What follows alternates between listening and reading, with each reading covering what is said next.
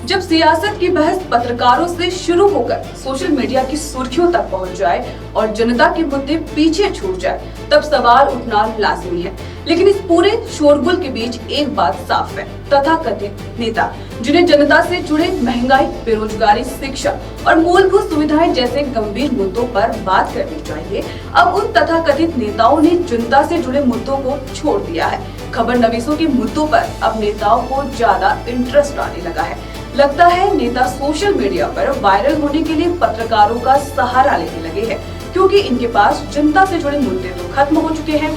जनता से जुड़े मुद्दे तो जैसे इनकी लिस्ट से ही हट गए हैं। जो पत्रकार अपनी लड़ाई लड़ ले और खुद की आवाज उठाने में सक्षम है, अब उनके मुद्दों पर कोई तथाकथित नेता बयानबाजी करे या आंदोलन की चेतावनी देंगे तो अंदाजा लगाया जा सकता है कि पत्रकारिता का स्तर कितना गिरता चला जा रहा है। वह लोकतंत्र का नया फॉर्मूला, जब पब्लिक से जुड़े मुद्दे हैं, सड़क नहीं है, पीने का पानी नहीं है, शिक्षा का स्तर गिर रहा है, युवा बेरोजगार है, इन मुद्दों पर चर्चा होनी चाहिए। लेकिन पत्रकारों के कथित मुद्दों पर आंदोलन करना, जिसकी कोई वजह नहीं है, इन मुद्दों पर आंदोलन करना लगता नहीं कि कारगर साबित होगा।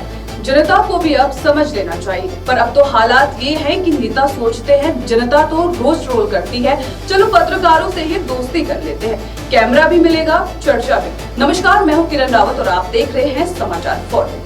उत्तराखंड की राजनीति इन दिनों एक अजीब मोड़ पर पहुंच गई है। राज्य की राजधानी देहरादून में जहां जनता महंगाई, बेरोजगारी और शिक्षा और मूलभूत सुविधाओं जैसे गंभीर मुद्दों पर राहत की उम्मीद लगाए बैठी है, वहीं नेता अब इन मुद्दों से पूरी तरह किनारा कर चुके हैं।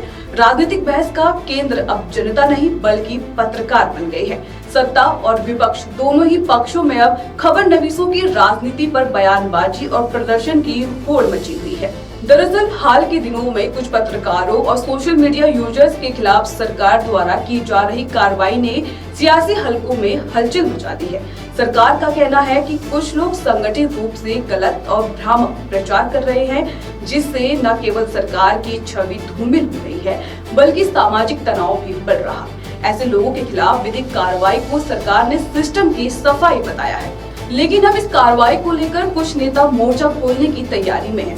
एक कथित राजनीतिक दल के नेता ने तो यहाँ तक ऐलान कर दिया कि वे पत्रकारों की आजादी के नाम पर सरकार के खिलाफ धरना देंगे। हालांकि यह धरना कितनी दूर तक पत्रकारों के असली मुद्दों से जुड़ा है, यह कहना मुश्किल है, क्योंकि धरने का केंद्र बिंदु जनता की समस्याएं नहीं बल्कि व्यक्तिगत विरोध या राजनीतिक खिलाफ की मंशा ज्यादा लगती है। राजनीतिक विश्लेषकों का मानना है कि उत्तराखंड में सियासत अब जनता के सवालों से दूर होती जा रही है। जिन मुद्दों पर विधानसभा में चर्चा होनी चाहिए, जैसे पलायन, बेरोजगारी, पेयजल संकट और शिक्षा संस्थानों की गिरती साख, उन पर अब चुप्पी छाई हुई है। इसके उलट नेता सोशल मीडिया पर एक दूसरे के खिलाफ ट्रेंड चलाने में व्यस्त है।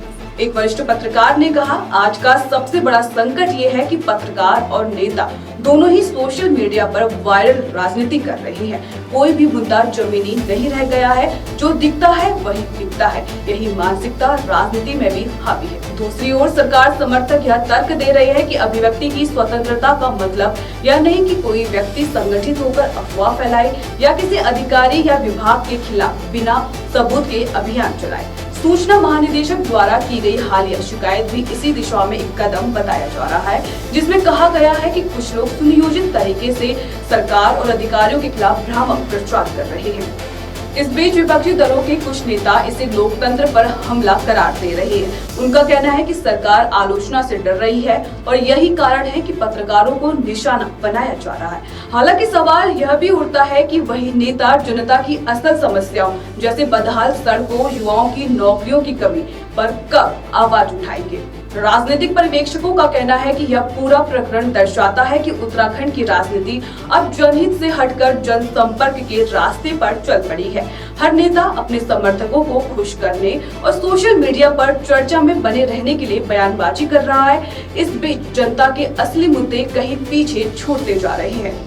ऐसे में यह सवाल उठना लाजमी है कि क्या राज्य में राजनीति अब पूरी तरह डिजिटल मोर्चों पर सिमट गई है, जहां धरना, ट्वीट और पोस्ट ही नेतृत्व का पैमाना बन गए हैं और जहां जनता की आवाज अब केवल चुनावों के समय ही सुनी जाती है।